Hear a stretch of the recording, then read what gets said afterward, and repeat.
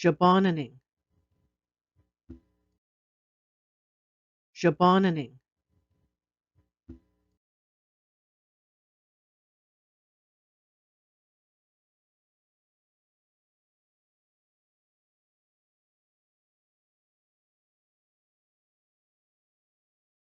This sketch, called Shebahonaning, was published in 1855 by Lawrence Oliphant, former Civil Secretary and Superintendent General of Indian Affairs in Canada. We are looking toward the west end of the channel. George Island is on the left side of the sketch. On the right, on the mainland, is de la Morandiere's trading post and part of the village of Shebahonaning. Ani and good day. My name is Adele Loosemore and I'm a Robinson Treaty Indian from Shebahonaning. My community is at the entrance to the North Channel on Georgian Bay. I've placed a white dot on the map below me to show where we are located. This video is meant to be a summary of our community's history, just to give people a bit of an overview before I start talking about our families and our experiences in more detail. Our village includes George Island. Between that island and the mainland is the strait that gave rise to the name Shebahonaning, canoe passage. It is a long-time fishing station and travel route for First Nations people, a transportation path that was later much traveled by explorers, traders, voyageurs, and visitors. Archaeological findings show that Shebahonaning has been continuously occupied by Indigenous peoples for more than 2,000 years. The First Nations people of our community are Ojibwe, Odawa, and Potawatomi. The first white settler, Etienne Augustin Roquebert de la Morandiere, and his wife, Sessagonakwe, arrived in June of 1820. Etienne set up the trading post that is pictured in this sketch. They brought 9 children with them and had their 10th in 1828. In 1835, Father Jean-Baptiste Prou arrived, the same year he was ordained. He was one of the first Roman Catholic missionaries to visit us, and he later became Vicar General of the Diocese of Toronto. In 1836, Bishop Gaulin of Kingston came to the village. The sketch on the left was done by Anna Jameson when she camped here in 1837. She said it shows Way-saw-win-da-Bay, also known as Chief Yellowhead, and his people settling in for the night.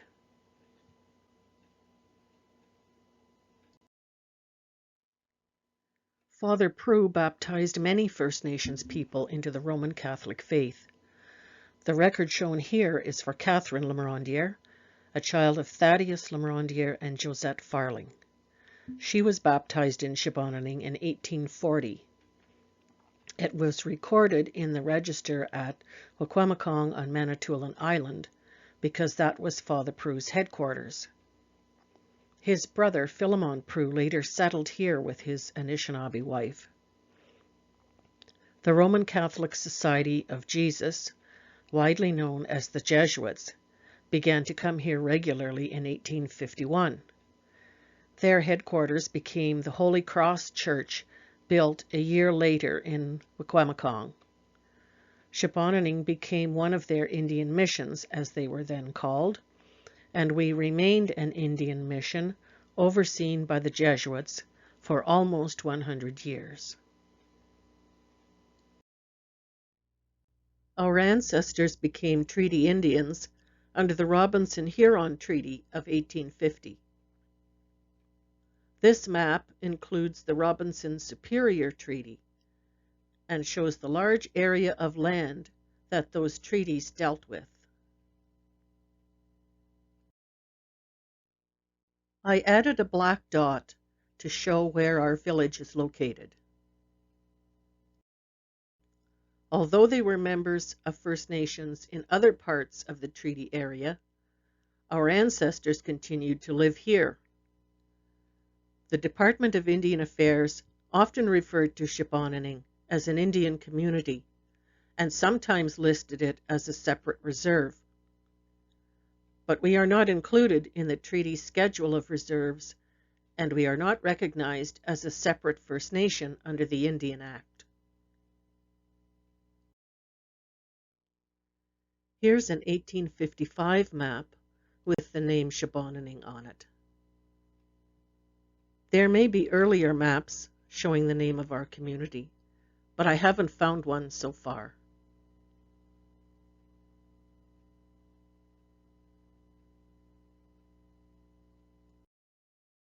By 1858, steamships were stopping here regularly, providing new economic opportunities.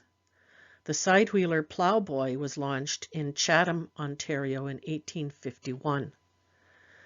Our ancestors depended on trading in furs and other products, as well as hunting, fishing, and growing vegetables.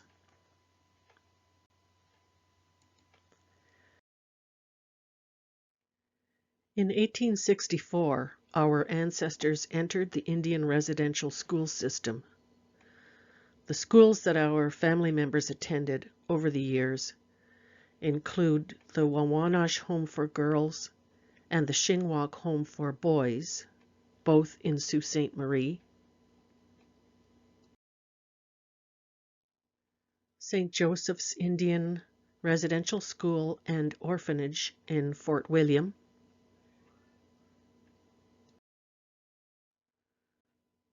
the Waquemacong Industrial School on Manitoulin Island,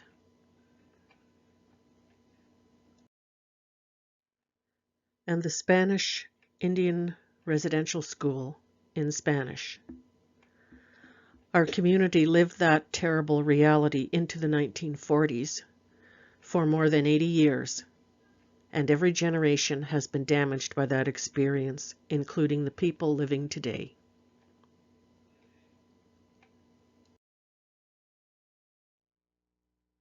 Killarney West was the first new lighthouse in Canada to begin operating after Confederation in July 1867. Less than a month later, the East Lighthouse was in service. Both lighthouses were rebuilt in 1909 in the style of the one shown on the right, and they continue to mark each end of the Killarney Channel. Most often, the keepers of these lights, along with the lighthouses at Lonely Island and Badgley Island, were men of Shebahonaning. This photo is from an old postcard labeled Fishing Fleet at Squaw Island, and I think it's from about 1885. In the 1880s, commercial fishing was booming, and it became a mainstay of our economy for many decades.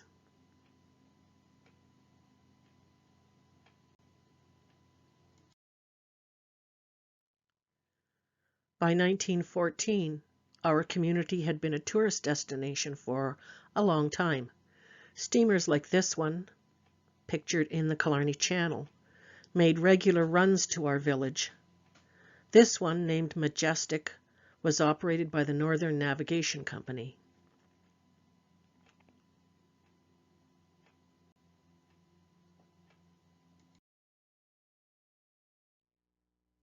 By 1923, community members were lobbying government for road access. In February of that year, the Toronto Star reported that Pierre-Regis de la Morandière and Albert John Lowe had arrived in Toronto to meet with the Minister of Lands and Forests about building a road to the village. This newspaper clipping says Mr. de la Morandière thinks the village of Killarney is the most isolated place in Canada. It has no outlet except by boat in summer and across the ice in winter. To get a physician, it is necessary to go 25 miles. 2 weeks ago, he said he had to go 30 miles to get a doctor for his wife, and the traveling was over ice. In the summer, it would have to be by boat. The opening of a road to Sudbury would overcome all this, for they could then travel by motor. The 1930s marked the last few years in our community that Ojibwe and French were widely spoken by all generations. Only a few families managed to pass it on to their children. Eventually, people would only hear that language behind closed doors, and then it disappeared entirely. It also marked the time when many people of Shebahonaning were enfranchised by Indian Affairs. They gave up or lost their legal status as Indians. The government could take away Indian people's legal rights for various reasons, such as getting a university education, or becoming a minister, or leaving the reserve for a long period of time without the department's permission. Indian women who married non-Indians or non-status Indians lost their legal rights. If a man lost his rights as an Indian, his wife and children automatically lost theirs.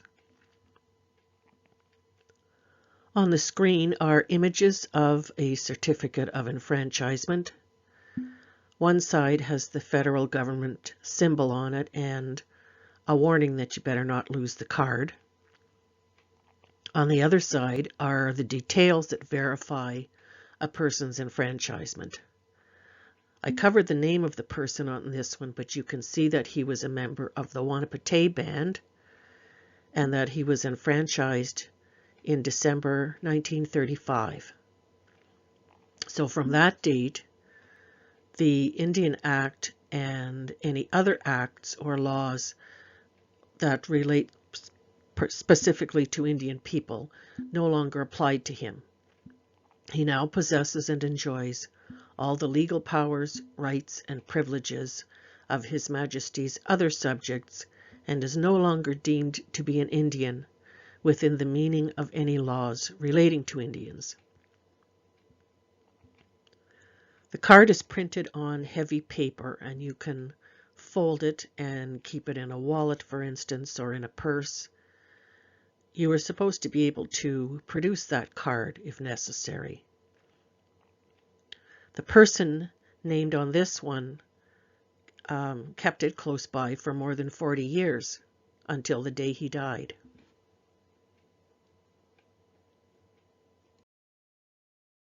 During the 1940s and 50s, we had lots of summer visitors, but we were still isolated from the mainstream world in other ways. We had no electric power until 1951.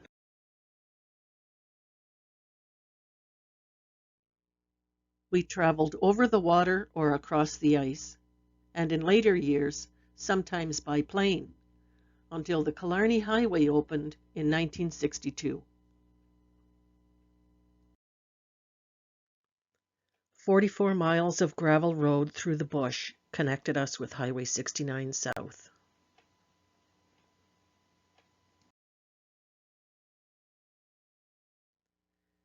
In 1985, the Canadian government passed a bill allowing some First Nations people to claim the legal rights that their family members had lost through prior discriminatory legislation.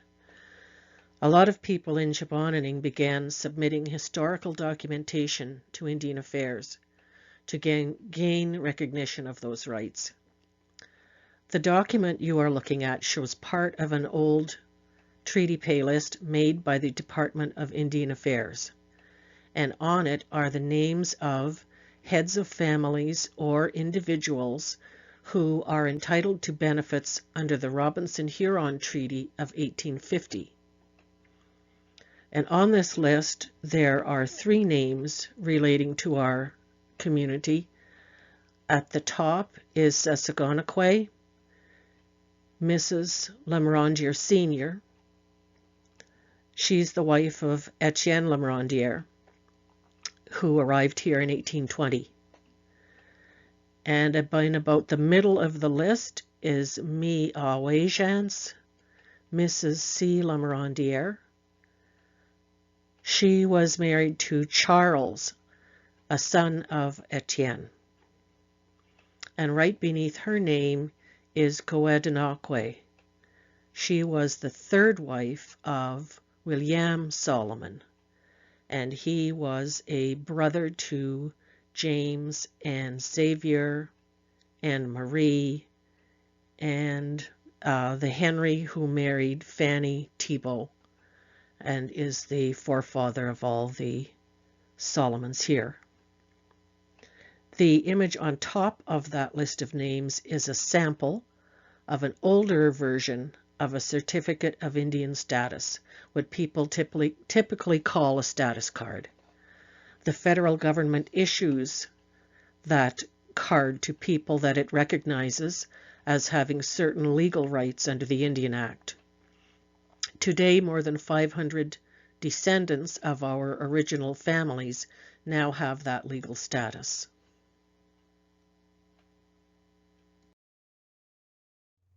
In 2003, the Supreme Court of Canada issued what is popularly called the Powley decision. It deals with Métis Aboriginal rights and the rules under which those rights would be recognized. A key requirement is that the right being claimed today must originate in the practices of a historic Métis community. The word Métis no longer means what it used to mean.